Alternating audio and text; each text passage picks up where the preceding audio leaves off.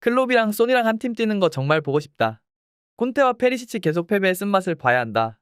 이런 말 좀 그렇지만 이번 경기 패배가 너무나 고소하다. 한참 전성기 때 이룰 거 다 이루어야지. 마냥 전성기는 아닐진데 누구한테나 에이징 커브 오기 시작하면 점점 힘들어질 텐데. 좋은 클럽으로 가서 활짝 피어나는 모습을 보고 싶다. 우승컵도 들어보고 발롱도르도 수상하고 그리고 나서 은퇴하면 대한민국 축구 역사에 기록될 텐데. 토트넘이 리버풀과의 경기에서 형편없는 경기력을 선보이며 리그 4위로 내려앉았습니다. 토트넘은 7일 오전 1시 30분 잉글랜드 런던에 위치한 토트넘 스타디움에서 열린 프리미어리그 15라운드 리버풀전에서 2패배를 당했습니다.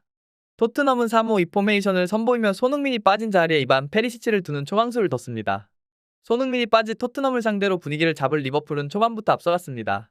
전반 11분 공격 상황에서 박스한 살라가 왼발로 슈팅을 가져가며 선제골을 기록했고 전반 40분 손흥민에게 실수한다며 호통을 쳤던 에릭 다이어의 실수로 다시 한번 살라가 골을 기록하며 2영 리드를 잡았습니다. 토트넘도 가만히 당지만은 않았습니다.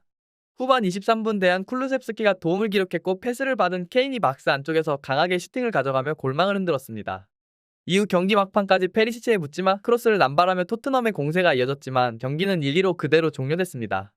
이번 경기는 손흥민이 빠진 토트넘이 과연 얼마나 좋은 경기력을 펼칠 것인지 관심이 주목되는 경기였습니다. 콘테는 손흥민이 부상으로 빠지자마자 기다렸다는 듯이 자신의 애제자 페리시치를 공격수로 배치시켰고 결국 패배라는 처참한 결과를 받아들여야 했습니다. 애시당초 리버풀에게 당한 토트넘의 패배는 전문가들 사이에서는 당연한 결과로 예상되었는데요. 그것은 바로 손흥민 선수가 없었기 때문입니다. 특히나 전 잉글랜드 국가대표이자 BBC의 패널 크리스 서튼은 리버풀 승리를 점치면서 그 이후로 손흥민의 부재를 꽂았습니다.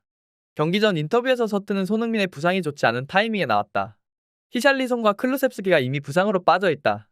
토트넘은 리버풀에 1-2로 패할 것이다. 토트넘은 경기를 나쁘게 시작하고 그 다음 이기기 위해 다시 싸운 것을 전문적으로 하는 것처럼 보인다. 그러나 손흥민이 없을 때 그렇게 할 수 있을지는 의문이 라고 말한 바 있습니다. 그리스 서튼의 예언처럼 정말로 토트넘은 패배했고 결국 손흥민 없는 토트넘 선수들은 팬들로부터 비판을 받고 있습니다. 그 가운데서도 특히나 눈에 띄는 것은 페리시치와 에릭 다이어였습니다. 수비진에서 실책을 범하며 찬물을 끼얹은 에릭 다이어는 실점의 빌미를 제공했고 후반전 초반 토트넘이 흐름을 잡자 페리시치도 질 수 없다는 듯 분위기를 깼습니다. 콘테가 마음대로 하라는 짓이라도 내린 것인지 묻지마 크로스는 물론 경기 막판 골대를 훌쩍 넘어가는 홈런볼까지 차감력 패착이 되고 말았습니다. 상황이 이쯤 되자 부상을 당하며 출전하지 못한 손흥민이 재평가를 받고 있습니다. 손흥민이 있었다면 이번 리버풀과의 경기에서 상황이 달랐을 것이라는 겁니다. 그 중심에 있는 사람은 리버풀 클롭 감독인데요. 그는 이번 손흥민의 부상을 누구보다 걱정하면서도 기뻐할 수밖에 없는 아이러니한 상황에 놓였습니다. 클롭 감독은 누구보다 손흥민에 대한 애정을 드러내면서도 번번이 당하는 입장이었습니다. 독일 분데스리가 시절부터 손흥민에게 일격을 당하며 패배당하기 일쑤였는데요. 하지만 이번 경기에서는 손흥민이 빠져있기 때문에 경기에서 승리할 수 있었습니다. 하지만 마냥 좋아할 수만은 없었습니다. 클롭은 이적 시장에서 손흥민을 노리는 감독 중 하나이기 때문인데요. 실제로 영국 미러지에서는 흥미로운 기사를 내놨습니다. 전 리버풀 미드필더 디트마와 하마니 위르겐 클롭 감독에게 스쿼드를 보강해야 한다는 제안을 했고 손흥민이 리버풀에서 훌륭한 영입이 될 것이라는 보도를 내놓은 것입니다. 하마는 인터뷰에서 손흥민은 훌륭한 선수이고 리버풀의 훌륭한 영입이 될 것이다. 나는 그의 열렬한 팬이다. 그는 기술적으로 매우 재능 있고 두 발로 마무리할 수 있으며 매우 똑똑한 선수이므로 훌륭한 영입이 될 것이고 진지하게 고려되어야 한다. 그와 계약할 수 있는 기회가 있다면 그는 리버풀의 훌륭한 선수가 될 것이다. 라고 덧붙였습니다. 자, 그렇다면 손흥민의 몸 상태는 어떨까요? 일단 손흥민의 수술은 성공적으로 끝났습니다. 영국 매체 텔레그래프는 손흥민의 수술 경과를 보도하며 의료팀은 수술이 잘 진행됐다고 판단하고 있다. 손흥민의 월드컵 출전 전망도 다소 긍정적으로 전했습니다. 하지만 손흥민은 카타르 월드컵 개막 전까지 소속팀 토트넘은 경기에는 나서지 못할 것으로 보입니다.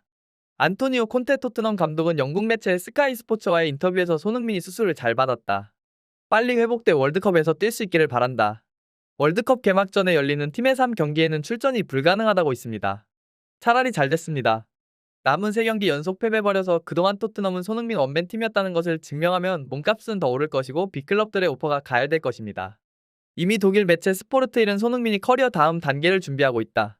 손흥민은 이제 레알 마드리드, 바르셀로나, 파리 생제르맹과 같은 빅클럽에 충분히 어울리는 선수다. 토트넘은 우승 경쟁에서 어려움을 겪고 있다. 안토니오 콘테 감독이 우승 DNA를 이식할 수 있으나 시간이 필요할 것이다. 손흥민이 언제까지 기다릴 수 있을까?